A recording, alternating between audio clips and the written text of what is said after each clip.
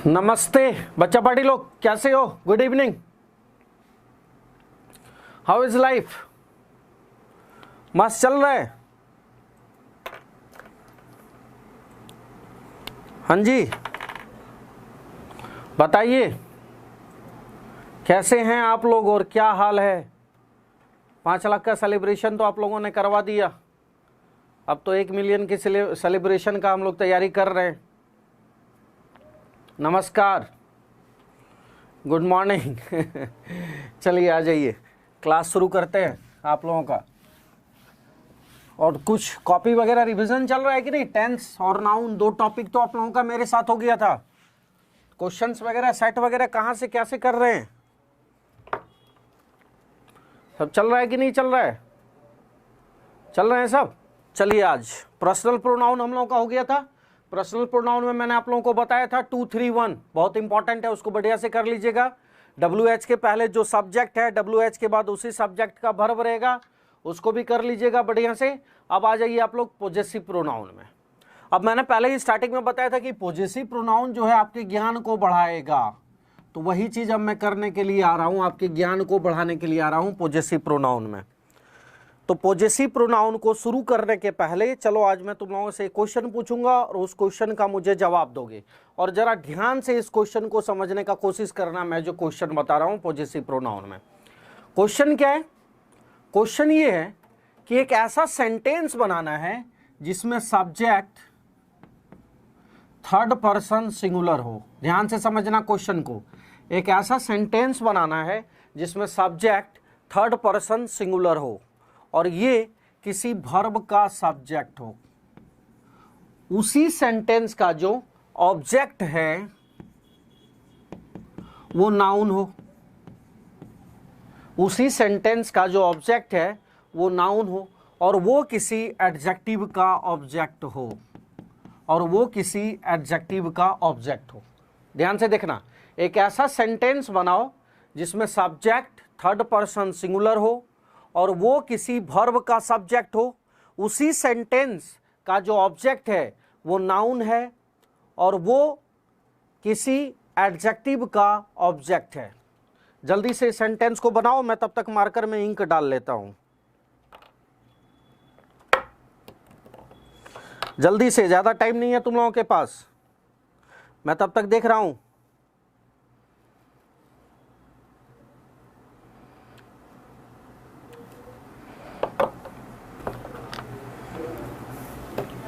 जल्दी से इसका आंसर बताओ।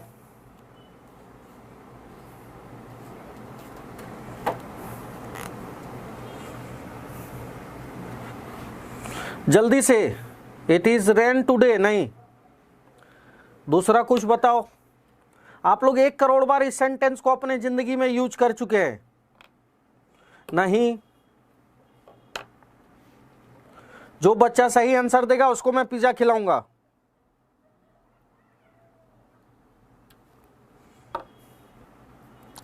चलो आ जाओ, सीखो इसको, कोई बात नहीं। बेसिकली अभी तक तुम लोग अंधेरे में तीर नहीं चला रहे थे, तीर लेकर अंधेरे में दौड़ रहे थे। अब आज तुम लोगों को मैं बताता हूं कोई भी सेंटेंस ग्रामर में कैसे बनता है और क्या होता है। देखो मैंने क्या बोला था, एक ऐसा सेंटेंस बनाओ जिसमें सब्जेक्ट थर्ड पर्सन सिंगुलर हो। अब सेंटेंस क्या है जरा ध्यान से देखना। Ram is a good boy. देखो कितना इजी सेंटेंस था, Ram is a good boy. अब इसको जरा समझने का कोशिश करना। मैं जो लिखा हूं बोर्ड पर उसको समझने का कोशिश करना कि मैंने क्या लिखा है और कैसे बनता है कोई सेंटेंस। अभी तक आप लोग सेंटेंस को सेंटेंस की तरह पढ़ रहे थे। बेसिकली सेंटेंस में बहुत सारे जादू वाली चीजें होती है जो ग्रामर में नहीं, लिंग्विस्टिक में उसका एक्सप्लेनेशन रहता है। तो अब देखिए, मैंने आपने मुझे फर्स्ट डेफिनेशन दिया था कि सेंटेंस वर्ब और सब्जेक्ट वर्ब और ऑब्जेक्ट मिलकर किसी सेंटेंस का निर्माण करता है। तो कहता है कि एक ऐसा सेंटेंस बनाओ जिसमें सब्जेक्ट थर्ड पर्सन सिंगुलर हो। यहां पे देखो, राम क्या है? थर्ड पर्सन है और क्या है? सिंगुलर है। फिर कहता है वो किसी वर्ब का सब्जेक्ट है। तो यहां पे इज क्या है? एज ए वर्ब की तरह काम कर रहा है और इस वर्ब का सब्जेक्ट कौन है? राम है। ध्यान से समझना, बहुत ट्रिकी चीज है ये। इसको सीख गए ना तो किसी भी सेंटेंस को तुम लोग जादू की तरह तोड़ मरोड़ कर किसी के सामने पेश कर सकते हो और सामने वाले की बैंड बज जाएगी। तो ध्यान से देखो, राम क्या है, थर्ड पर्सन सिंगुलर और थर्ड पर्सन सिंगुलर है, और सेंटेंस जिससे स्टार्ट होता है वो क्या होता है, सब्जेक्ट। इज यहाँ पे क्या है, वर्ब। तो इस वर्ब का सब्जेक्ट कौन है, राम है, और राम क्या है, थर्ड पर्सन सिंगुलर है। फिर कहता है उस सेंटेंस का जो ऑब्जेक्ट है वो नाउन है। तो सेंटेंस का जो लास्ट वर्ड होता है वो ऑब्जेक्ट होता है। यहाँ पे ऑब्जेक्ट कौन है, बॉय है, और बॉय क्या है, नाउन है। और फिर क्या कहता है, ये किसी एडजेक्टिव का ऑब्जेक्ट है। तो यहाँ पे देखो, गुड क्या है, एडजेक्टिव, और एडजेक्टिव का ऑब्जेक्ट कौन है, बॉय है, और बॉय क्या है हमारा, नाउन है। फिर से एक बार समझ, जिस सेंटेंस, जिस पहला वर्ड सेंटेंस का जो होता है वो उसका सब्जेक्ट कहलाता है। तो मैंने बोला एक ऐसा सेंटेंस बनाओ जिसमें सब्जेक्ट थर्ड पर्सन सिंगुलर हो। तो सब्जेक्ट कौन है यहाँ पे, राम, और राम क्या है, थर्ड पर्सन सिंगुलर है। फिर क्या कहा सॉरी वो किसी वर्ब का सब्जेक्ट हो। तो इज यहाँ क्या है, वर्ब है, और वर्ब का सब्जेक्ट कौन है, राम है। तो क्या हो गया, वर्ब का सब्जेक्ट राम। फिर कहता है उसी सेंटेंस का जो ऑब्जेक्ट है वो नाउन है। तो यहाँ पे देखो, बॉय क्या है, ऑब्जेक्ट है, और क्या है, नाउन है। उसके बाद क्या कहता है, वो किसी एडजेक्टिव का ऑब्जेक्ट हो। तो गुड क्या हो गया, एडजेक्टिव, और इसका ऑब्जेक्ट कौन है, नाउन है। तो बन गया ना, Ram is a good boy. Clear हुआ ना। ऐसे ही तुम लोग का एक फेवरेट लाइन करवाता हूं जो तुम लोग अक्सर इसके चक्कर में मारपीट कर लेते हो और पिटा भी जाते हो और पिट भी देते हो, आई लव यू। अब किसी को डायरेक्टली क्यों बोलना आई लव यू भाई साहब, थोड़ा ट्विस्ट करके बोलिए ना। अब कैसे बोलेंगे इसको, देखो एक ऐसा सेंटेंस बनाओ जिसमें सब्जेक्ट फर्स्ट पर्सन सिंगुलर हो, जिसमें सब्जेक्ट फर्स्ट पर्सन सिंगुलर हो। उसी सेंटेंस का जो ऑब्जेक्ट हो वो सेकेंड पर्सन हो, और ऑब्जेक्टिव केस में हो। और किस में हो, ऑब्जेक्टिव केस में। अब लव हमारा क्या है, वर्ब, और वर्ब के बाद क्या होता है, ऑब्जेक्टिव केस होता है। तो यहां यू क्या है, second person plus objective case में, और दोनों के लिए वर्ब कॉमन हो, यानी कि सब्जेक्ट एंड देन वर्ब के बाद ऑब्जेक्ट, यानी कि दोनों के लिए वर्ब कॉमन हो। तो आप देख लो, एक ऐसा सेंटेंस बनाओ जिसमें सब्जेक्ट फर्स्ट पर्सन सिंगुलर हो। सब्जेक्ट कौन है, आई, और आई क्या है, फर्स्ट पर्सन सिंगुलर है, और क्या है, किसका सब्जेक्ट है, ये वर्ब का सब्जेक्ट है। इसी सेंटेंस का ऑब्जेक्ट कौन है, यू है, और यू क्या है, वर्ब के बाद है, तो ऑब्जेक्टिव केस में हो गया हमारा सेकंड पर्सन। तो सेंटेंस क्या बन गया, आई लव यू। क्लियर हुआ। अब देख, कहीं किसी को डायरेक्टली बोलने की क्या जरूरत है, उसको बोलो एक ऐसा सेंटेंस बनाओ जिसमें सब्जेक्ट फर्स्ट पर्सन सिंगुलर हो, उसका ऑब्जेक्ट सेकंड पर्सन हो और ऑब्जेक्टिव केस में हो, और दोनों एक ही वर्ब का सब्जेक्ट ऑब्जेक्ट हो। क्लियर। हो सकता है मेरा स्टूडेंट रहे या रही तो आई हेट यू भी इसी का है, देख लेना संभल के। अब तुम लोग को एक राज की बात बताता हूं, ये मिश्रा सर का सिग्नेचर ट्यून है, ऑल ओवर इंडिया में मेरे अलावा कोई इसको नहीं पढ़ाते। तो अगर तुम किसी से ये क्वेश्चन पूछ रहे हो और अगर वो उसका आंसर सही बता दे तो एक बार जरूर उससे पूछना कि तुम मिश्रा सर को कैसे जानते हो, क्योंकि या तो उसके दादा वादा मेरे से पढ़े हुए हैं या फिर वो बच्चा मेरे से पढ़ा है। क्योंकि तुम लोग को पता ही है मुझे इच्छा मृत्यु मिला हुआ है, 300 साल से मैं एज इट इज खड़ा हूं। बहुत लोग मेरे से पूछते हैं सर आपकी जवानी की राज क्या बताऊं उन लोगों को, कि ब्रह्मा जी मुझे आशीर्वाद देकर धरती पर भेजे हैं। अब तुम लोग से बता दिया तो बता दिया, ठीक है। अब क्लियर रहेगा ना। तो कोई भी सेंटेंस जिससे स्टार्ट होता है वो उसका सब्जेक्ट होता है, जिस पे खत्म होता है वो उसका वर्ब होता है, सॉरी ऑब्जेक्ट होता है। सब्जेक्ट के जस्ट बाद वाला जो वर्ड है वो उसी का सब्जेक्ट होता है, एंड ऑब्जेक्ट के जस्ट पहले वाला जो वर्ड होता है वो उसी का ऑब्जेक्ट होता है। क्लियर। कोई कंफ्यूजन एग्जाम में नहीं पूछेगा, लेकिन ध्यान, जैसे तुम लोग बोलते हो व्हाट इज योर नेम, अब इसको तोड़ के बोलो, एक ऐसा सेंटेंस बनाओ जिसमें सब्जेक्ट WH से हो, वो किसी वर्ब का सब्जेक्ट हो। तो इज का सब्जेक्ट कौन है, WH, व्हाट हो गया। उसी सेंटेंस का जो ऑब्जेक्ट है नाउन है, नेम क्या हो गया, नाउन, और वो किसी पॉजेसिव एडजेक्टिव का ऑब्जेक्ट है। तो योर क्या हो गया, अभी चार्ट पेपर में देखना, योर को मैंने पॉजेसिव एडजेक्टिव पढ़ाया है, तो वो किसी पॉजेसिव एडजेक्टिव का नाउन हो, सामने वाला कतई नहीं बना पाएगा। एक और चीज, ये फॉर्मूला हर जगह अप्लाई मत करना, जहां लगे कि अंग्रेजी में कमजोर पढ़ रहे हैं तो फिर इस तरह का एक सेंटेंस पूछ दो, सामने वाला चुप। तो ये सब ट्रिक होता है बच्चा लोग। क्लियर है, ओके। आ जाओ नेक्स्ट।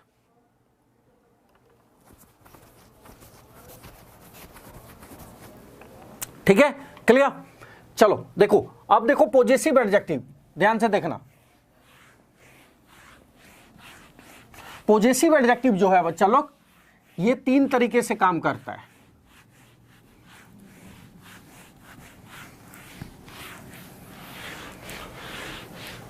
देखो पॉजेसिव एडजेक्टिव तीन तरीके से काम करता है। First, as a subject of a verb, as a subject of a verb. Second, as an object of a verb.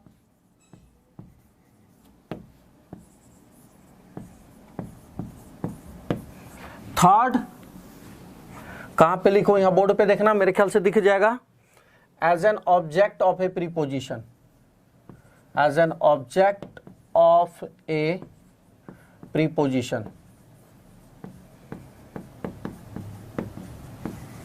देखना दिख रहा है, as an object of a preposition, हाँ दिख रहा है, ठीक है। तो फर्स्ट क्या हो गया, as a subject of a verb, as an object of a verb and as a object, as an object of a preposition. अब तीनों का एक एक सेंटेंस सुनो। इस सेंटेंस को क्लियर करने के पहले एक एक चीज देख लेना।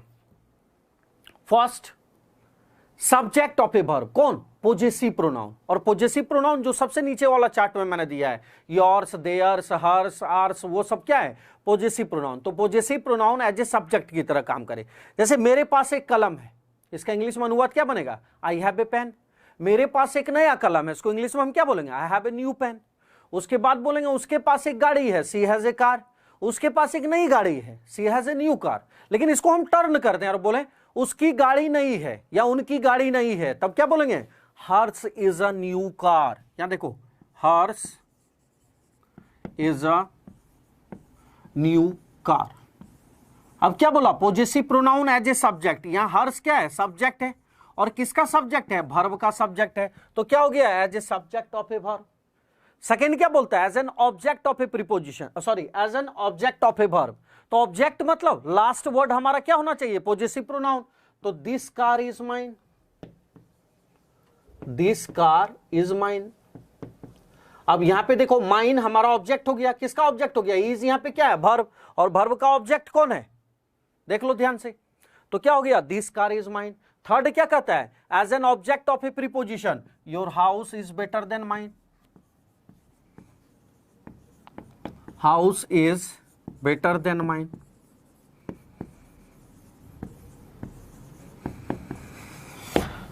देखो, your house is better than mine. अब यहां पे क्या है, देन एज ए प्रीपोजिशन की तरह काम कर रहा है, पोजेसिव प्रोनाउन के पहले। तो माइन क्या हो गया, पोजेसिव प्रोनाउन, देन यहां एज ए प्रीपोजिशन की तरह काम कर दिया, तो किसी प्रीपोजिशन के ऑब्जेक्ट की तरह। क्लियर हुआ, कोई कंफ्यूजन तो नहीं है, देख लो एक बार ध्यान से।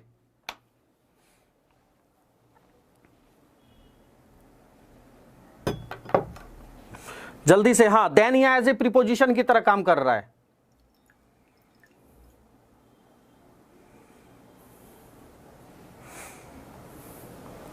पेन चेंज करूं क्यों, क्या हो गया, इस पेन में कुछ प्रॉब्लम हो रहा है क्या?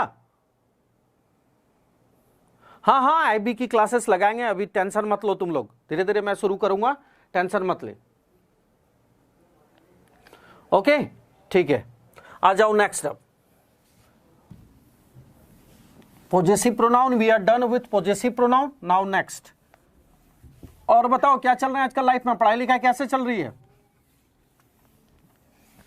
सच बोलूं, तुम लोगों से इतना प्यार मिला ना कि दिन भर में कितना भी थक जाता हूं मैं, रात को अपने आप एनर्जी आ जाता है तुम लोगों के पास आने के बाद। रियली में मन खुश कर दिए हो तुम लोग। अभी सारा एग्जामपुर का जो फैमिली है ना, दोबारा एनर्जेटिक कितना हो गया है कि तुम लोग को पता चल ही रहा होगा।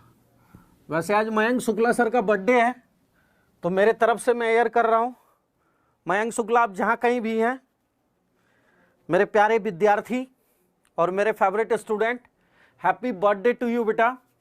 मे गॉड ब्लेस यू एंड भगवान आपकी जो भी कामना है उसको पूरा करे, और हम भी इसी उम्मीद को लिए हैं, ठीक है, कि आप बहुत जल्दी सक्सेस करें अपने जिंदगी में। बच्चों ने आपको सर आंखों पर बिठा रखा है, और no doubt you are like my brother and also my favourite student, so God bless you. Shukla ji party दिए बगैर भाग गए आज तुम्हारे शुक्ला सर। आ जाओ नेक्स्ट।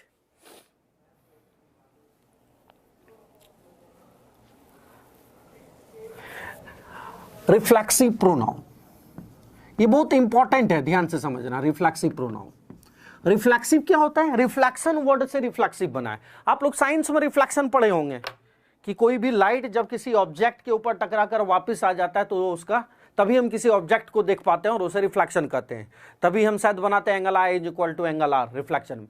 तो उसी रिफ्लेक्शन से रिफ्लेक्सिव बना है। जैसे कि मैंने यह काम करा है तो नॉर्मल है, लेकिन मेरे द्वारा यह काम करा गया, then it turns to reflexive, क्योंकि अपने आप को एम्फसाइज करने का कोशिश कर रहा है।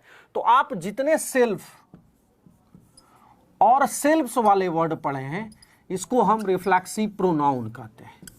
सेल्फ और सेल्फ्स वाले जितने वर्ड पढ़े हैं इसको हम रिफ्लेक्सिव प्रोनाउन कहते हैं।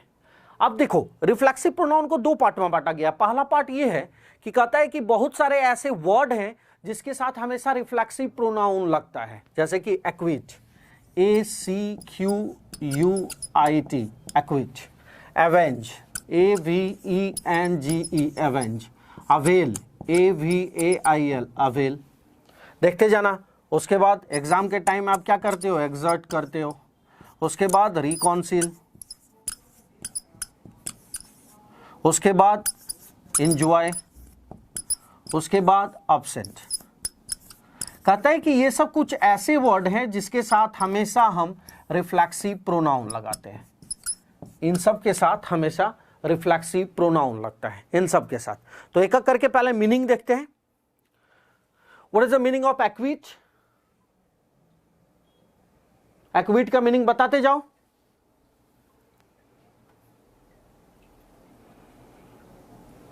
जल्दी से। मेरे प्यारे बच्चों, लाइक, शेयर एंड सब्सक्राइब करने के लिए मत भूलना। और मैं फिर से एक बार रिपीट करूंगा, जो पहले भी मैं बोल चुका हूं, इसको गांव के गली गली में पहुंचा दीजिए कि हर एक बच्चा यहां से जुड़े और फ्री में अपना एजुकेशन ले और गवर्नमेंट जॉब की तैयारी करे। अब आ जाइए, एक एक करके देखते जाइए। एक्विट का अर्थ होता है रिहा करना या बरी करना, लेकिन इसका एग्जैक्ट मीनिंग होता है दोष मुक्त करना। एग्जैक्ट मीनिंग होता है इसका दोष मुक्त करना। दोष मुक्त किस सेंस में, जरा ध्यान से समझना। जैसे सपोज कीजिए कि पुलिस और पब्लिक के बीच में मुठभेड़ हो जाता है। पब्लिक क्या करती है? पत्थर उठा के पुलिस को मारना शुरू कर देती है। तो पुलिस वाला ऐसे नहीं करता है किसी एक को टारगेट करके खोपचे में ले गया और 3-4 पत्थर उसको मार दिया। पुलिस वाला क्या करता है? खुद भी पत्थर नहीं मारता है और सामने वाले को भी पत्थर मारने नहीं देता है। मतलब खुद भी क्राइम ना करना और दूसरे को भी क्राइम ना करने देना। तो उसी को हम क्या बोलते हैं? एक्विट बोलते हैं। नेक्स्ट आ जाओ, एवेंज। एवेंज का अर्थ क्या होता है? जल्दी से मुझे बताओ। एवेंज मतलब, जल्दी से, एवेंज का मतलब, जल्दी जल्दी तुम लोग टाइप करके भेज ही नहीं रहे। What is the meaning of avenge? Okay, बदला लेना। Then what is the difference between revenge and avenge? Revenge और एवेंज में बताओ। तो रिवेंज और एवेंज में डिफरेंस बता दो ना, तो फिर दोनों में क्या डिफरेंस है? चलो, इस डिफरेंस को समझने के पहले आज दो वर्ड समझो। एक नया वर्ड आज तुम लोग सीखोगे। पेन और पेंग में क्या अंतर होता है? एक पेन से तो आप लोग वाकिफ होंगे, PAIN। जब आप कहीं गिर जाते हैं और जो आपको चोट लगती है उसको हम क्या बोलते हैं? पेन बोलते हैं। ठीक है, दैट इज PAIN, दर्द। लेकिन PANG मतलब, तो PANG मतलब क्या होता है समझो। PAIN पेन मतलब चोट लगने के बाद जो दर्द हुआ, और PANG पेंग का अर्थ होता है, देवदास मूवी में हीरो को जो दिल में दर्द था, नहीं, लेफ्ट राइट सेंटर में कहीं दर्द होता है ब्रेकअप के बाद, तो उस तरह के दर्द को हम क्या बोलते हैं? पेंग, आंतरिक दर्द। जैसे आपके बर्थडे पे आपके पिताजी, आपके फादर, मदर या आपके ब्रदर या सिस्टर ने आपको फेवरेट गिफ्ट नहीं दिया, तो उसमें जो आपको दर्द होता है, जो आंसू छलकते हैं, उसको हम क्या बोलते हैं? PANG, पेंग बोलते हैं। तो दिल टूटने वाला दर्द क्या हो गया? पेंग।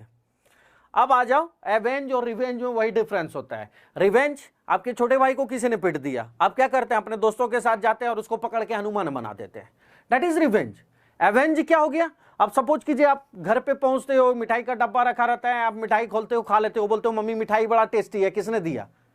तो आपके फादर बाहर निकल के बोलते हैं बड़े टॉन वे में, शर्मा जी के बेटा का बैंक क्लर्क में नौकरी लग गया, वहीं से वो मिठाई आया था। अब क्या वो मिठाई अंदर डालने में भी नहीं बनने लगता है। फिर आप जबरदस्त तैयारी करते हो और आप ऑफिसर ग्रेड की नौकरी ले लेते हो, फिर आप उसके घर में एक बड़ा सा टोकरी लेके जाते हो मिठाई का, ले तुमने तो एक डब्बा लाया था, मैं टोकरी लेके आया, लो खाओ जी, मैं ऑफिसर बन गया। तो वो आंतरिक सुकून वाला जो दर्द आप लोग लेते हैं, इसको क्या बोलते हैं हम? एवेंज। यानी ये क्या हो गया? बदला लेना, बदला लेना। नेक्स्ट आ जाओ, एवेल का अर्थ होता है उपलब्ध, एक्सर्ट तनाव। एग्जाम के टाइम में आप लोग दाढ़ी वाड़ी बढ़ा लेते हैं, मम्मी बोलती है दाढ़ी बना लो, अरे मम्मी अभी बहुत टेंशन है एग्जाम का, पब्लिकली दिखाने के लिए हम भाई दाढ़ी वाड़ी बढ़ा लिए हैं क्योंकि एग्जाम है। तो एक्सर्ट क्या हो गया? तनाव। रिकॉन्सिल पुनर्विचार, किसी चीज पे दोबारा सोचना, दैट इज रिकॉन्सिल। इंजॉय मतलब जानते ही आनंद, और अब्सेंट मतलब पता ही है। तो क्या कहता है कि इन सब वर्ड के साथ हम हमेशा क्या लगाते हैं? रिफ्लेक्सिव प्रोनाउन यूज करते हैं। क्या यूज करते हैं? रिफ्लेक्सिव प्रोनाउन यूज करते हैं। अब आ जाओ कैसे करते हैं, ठीक है, एक एक करके सेंटेंस को देखते हैं। हाँ वही चीज है, रिकॉन्सिल जो आप लोग बोल रहे हैं, तालमेल बिठाना है, पुनर्विचार करना किसी चीज को लेकर, वही चीज है। आ जाइए जरा, अब एक एक करके मैं इसको साइड में मिटा रहा हूं और ऊपर मैं सेंटेंस लिखे जा रहा हूं, देखते जाइए।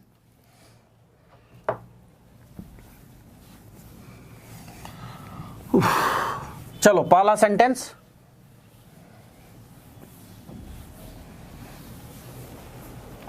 The officers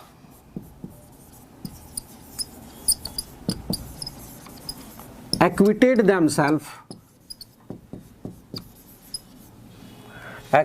themselves in the time of crisis.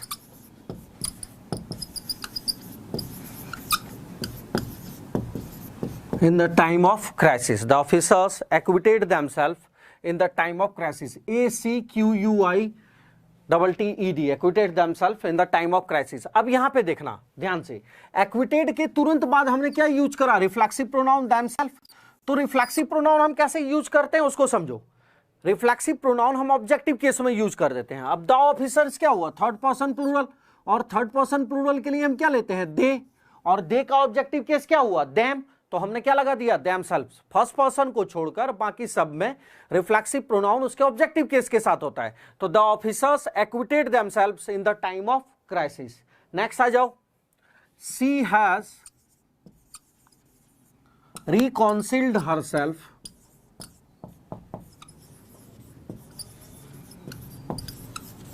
to the demands of her daughter, to the demands of her daughter.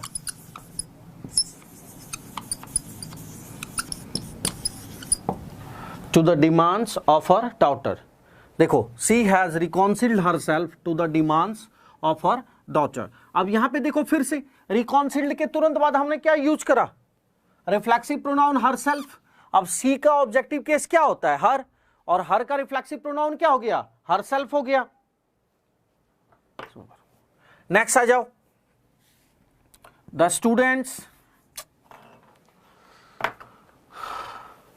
students exert themselves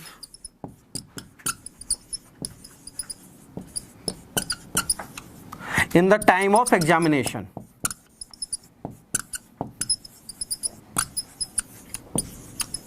In the time of examination. तुम लोग पूरा लिख लेना, शायद स्क्रीन पे नहीं दिखे।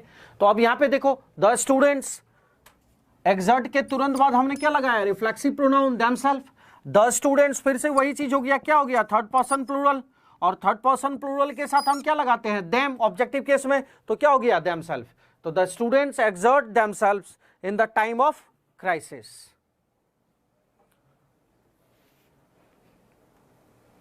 पूरा आ जाएगा एग्जामिनेशन, TION कर लेना।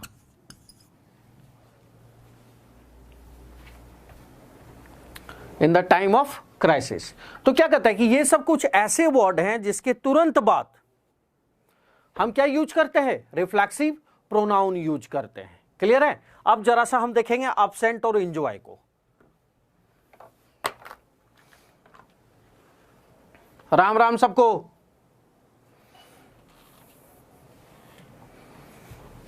आ जाओ,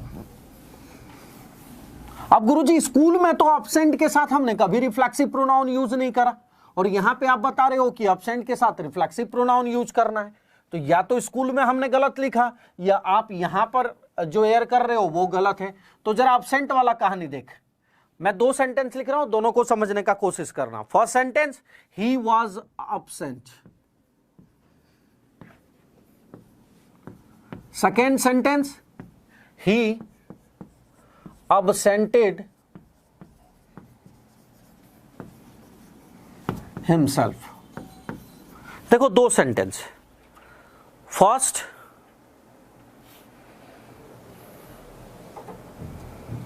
मार्कर चेंज कर लिया हूं, जरा सा इसको टाइम लगेगा, थोड़ा सा रुक जा, फिर क्लियर हो जाएगा। फर्स्ट सेंटेंस क्या है? He was absent। Second sentence क्या है? He absented himself। अब देखो रूल क्या कहता है, यहां पे आप स्कूल में जितना absent यूज किए हैं ये एज ए नाउन की तरह है। आपने अब तक जितने बार absent लिखा है वो एज ए, अब मेरे ख्याल से ये मार्कर सही हो गया है, आपने जितने बार absent को लिखा है ये एज ए नाउन की तरह लिखा है, ठीक है। अब देखिए क्या कहता है रूल, कहता है जब भी absent वर्ब की तरह यूज होगा उसके साथ हम रिफ्लेक्सिव प्रोनाउन यूज करेंगे। ध्यान से समझना, अब्सेंट जब वर्ब की तरह यूज होता है तो उसके साथ हम रिफ्लेक्सिव प्रोनाउन यूज करते हैं। तो यहां पे देखो अब्सेंटेड क्या है? वर्ब है, और जैसे ही ये वर्ब की तरह यूज हुआ हमने तुरंत रिफ्लेक्सिव प्रोनाउन यूज कर दिया। फिर से समझ, आप स्कूल में जो अब्सेंट लिखे हैं वो नाउन है, लेकिन जैसे ही अब्सेंट वर्ब की तरह यूज हो जाता है उसके साथ हम रिफ्लेक्सिव प्रोनाउन यूज कर देते हैं। जब absent, when absent use as in verb we use reflexive pronoun. जब अब्सेंट का यूज वर्ब की तरह होता है तो उसके साथ हम क्या लगा देते हैं? रिफ्लेक्सिव प्रोनाउन लगा देते हैं। क्लियर है? कोई कंफ्यूजन तो नहीं है? ओके, नेक्स्ट आ जाओ।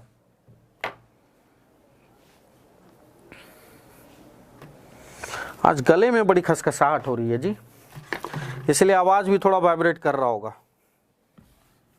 देखो नेक्स्ट सेंटेंस की ओर चलते हैं। अब आते हैं इंजॉय में, और जरा इंजॉय को समझने का कोशिश करना, क्योंकि ग्रामेटिकल वे में अगर इंजॉय को समझोगे तो फिर दिक्कत हो जाता है। लेकिन एक ट्रिक सिखाता हूं इंजॉय का, उसको जरा समझने का कोशिश करना तो बात समझ में आ जाएगी। अब इंजॉय वाला क्या है जरा इसको देख। फर्स्ट सेंटेंस है ही enjoyed the party, एंड दूसरा सेंटेंस है he enjoyed the birthday party. अब आपसे पूछेगा कौन सेंटेंस सही है और कौन गलत है, जरा बताइए। फर्स्ट सेंटेंस है he enjoyed the party, second sentence है he enjoyed the birthday party. जल्दी से बताओ। अच्छा इस बार गुड़ खा लूंगा, परेशान मत हो, फटाफट।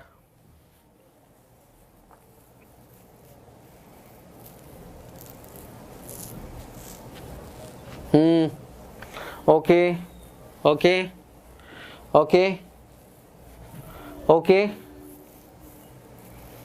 ठीक है ठीक है ठीक है ठीक है,